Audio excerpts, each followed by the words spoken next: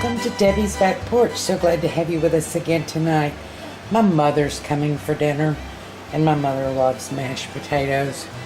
And I really wasn't going to make a video, but, you know, because everybody makes mashed potatoes. But I've come to understand lately that not everyone is happy with their mashed potatoes. So I thought I would show you how I make mashed potatoes. I have here about 3 pounds of peeled potatoes in cold water, just washed and peeled. And yes, I am going to show you how to cut them, because how you cut them does matter. So I was not able to get similarly sized potatoes, but I want to end up with similarly sized chunks. And I'm going to leave pretty big chunks.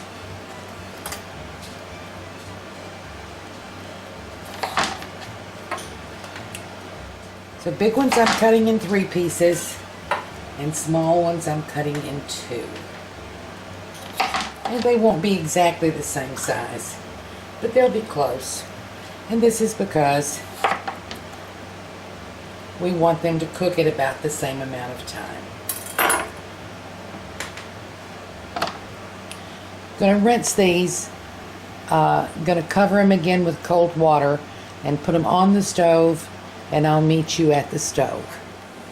Well, we have our potatoes in cold water, and I put them on the stove cold. Turn the heat on. I'm going to salt them generously.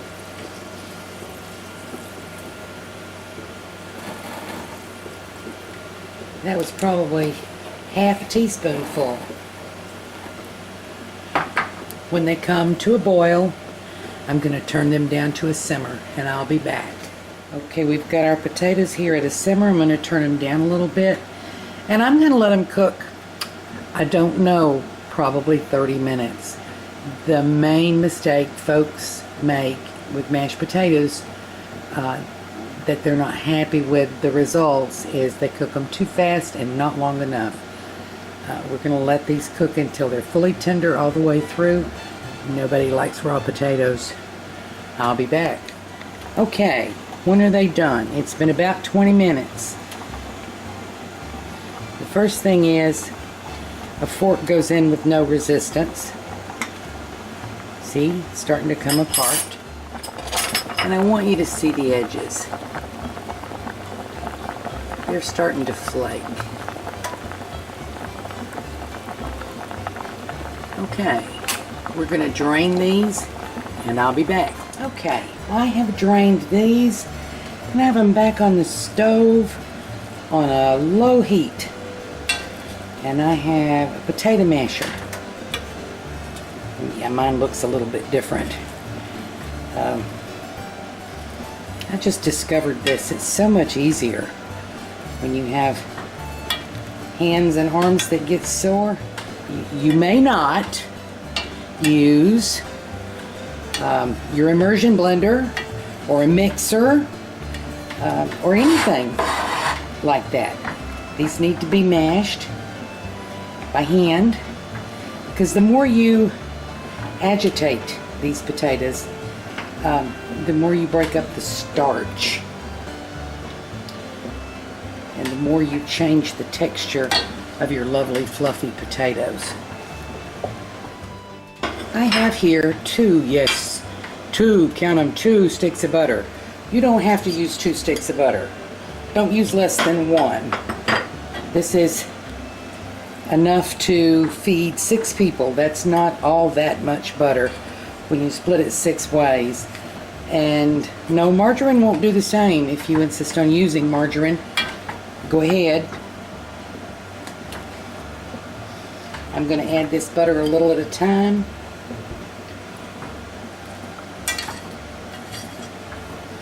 Very, very important that it be room temperature.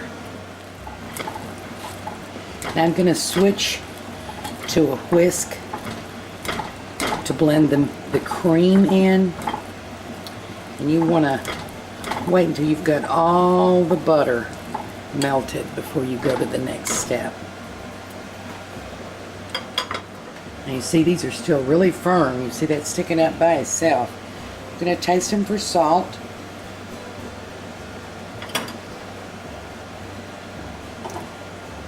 They're almost salty enough because I put a good bit of salt in the water and it absorbed some of that.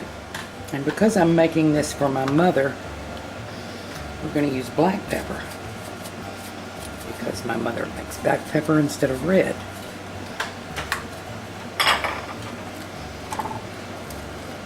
Okay, I have about room temperature half cup of half and half. Heavy cream's better, milk's okay. And I'm going to stir this in. This is hard for me to do with my left hand for the camera, so if I block your view, I'm sorry. And don't forget, I've got the heat on this whole time.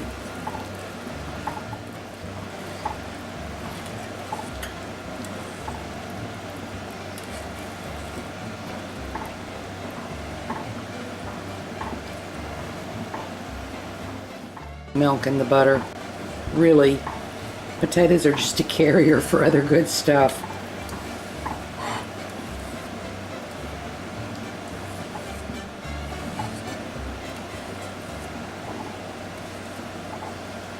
So what I have here now is creamy, smooth, not overly starchy, but enough starch to have texture.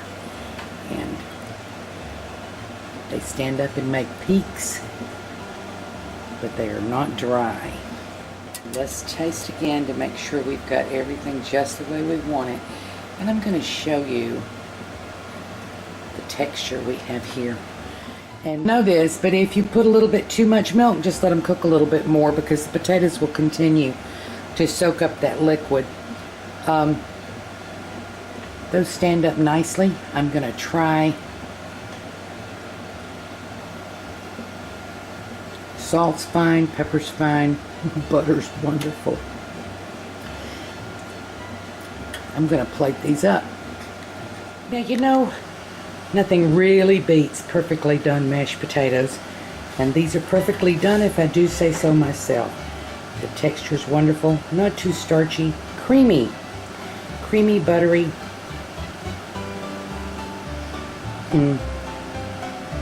They don't need a garnish. You can garnish them if you want to. Some chives, some parsley.